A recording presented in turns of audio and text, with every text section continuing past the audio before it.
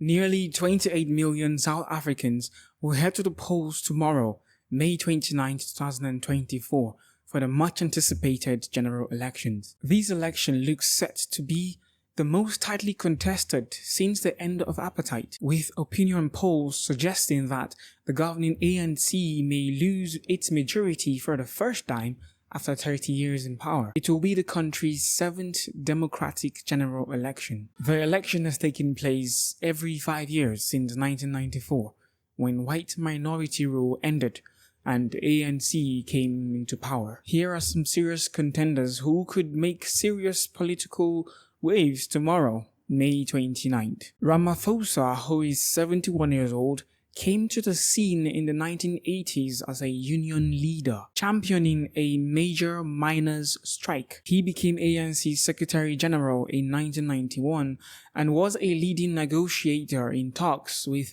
South Africa's white minority government at that time, that led to the end of apartheid and the advent of democracy in 1994. He left politics in 1996 during Nelson Mandela's presidency to focus on business. His Shanduka holdings grew to become one of the biggest black-owned investment vehicles in South Africa, making Ramaphosa one of its wealthiest business leaders. With the then President Jacob Zuma engulfed in scandal, Ramaphosa replaced him as ANC's leader in 2017 and as president in 2018, leading the party to victory in the 2019 national election. He faced a scandal of his own in 2022 after the theft of over $500,000 in cash from his farm raised questions about the origin of the funds, but still won his re-election as ANC leader that year. He still denies wrongdoings and has not been charged with any offense. Critics say that he has been less effective as a president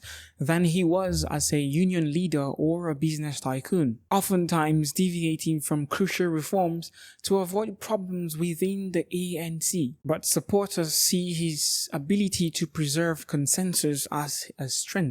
Steen Hussein, who is 48 years old, has been active in politics from a younger age. He was elected as a DA city councillor in Durban at age 22, then became a member of the Provincial Assembly in KwaZulu-Natal before entering the National Assembly in 2011. After gradually rising through the DA ranks, he became the party's leader in 2019, after its most two senior black leaders resigned, one of them citing difficulties in expanding the DA's appeal beyond its traditional white base. Steen Hussein, who is white, rejects criticism that the DA is a party of white privilege, saying it stands for good, clean and accountable government that will benefit all citizens. However, he has continued to face public skepticism over who the party truly is for. As the party leader, Steen Hussein has consistently pushed for economically liberal positions, from breaking up struggling state-owned power utility Eskom to loosening labor laws to allow companies easily hire and fire workers. Often labeled a firebrand, Malema, who is 43 years old, is a former leader of the ANC's youth wing, who was suspended in 2011 by the party's disciplinary committee for inciting divisions in society. Breaking up with the ANC, he formed the EFF, a Marxist party that advocates seizing land from white farmers to redistribute to black people and nationalizing gold and platinum mines, much to the surprise of South Africa's business elites. While his rhetoric adds to the racial and class tensions, he has demonstrated the ability to keep his supporters under control and to avoid outbreak of violence. Critics mock his taste for flashy cars, gold watches, and other forms of wealth. In 2015, a court threw out money laundering charges against him because of delays. Malema has taken a clear position on the issues of immigration from other African countries. With the rise of xenophobia in the society, other parties advocate for tighter immigration policies, but he has not done so, pledging to repeal on policies that hinder free movement of Africans. Zuma, who is 82 years old, is a veteran of the anti-apartheid struggle, who was jailed for 10 years by the white minority regime on Robben Island with Mandela. He honed his political skills as the ANC's intelligence chief during the apartheid era. A master of the ANC's complicated internal politics, Zuma rose to the top and became South Africa's president in 2009. He was forced to quit in 2018 after a term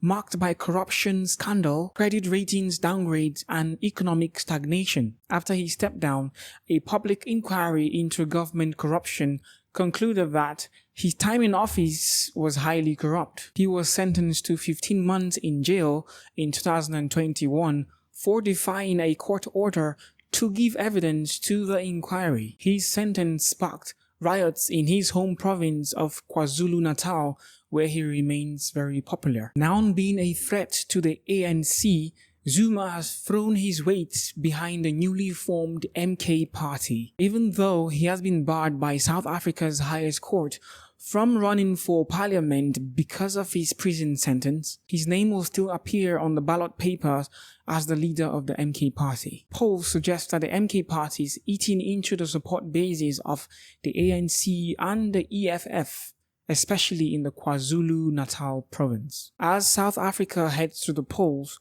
the outcome of this election may reshape the nation's politics, with the ANC facing a potential defeat for the first time in 3 decades. The stakes have never been higher. Each candidate presents a unique vision for the future. This election is not just about choosing a leader, it's about defining the direction of South Africa's democracy. These candidates are all well-known names in South African politics, and so the people know them well. So voters are encouraged to vote according to their experience and conscience. Let's get your thoughts and know what you think about these candidates.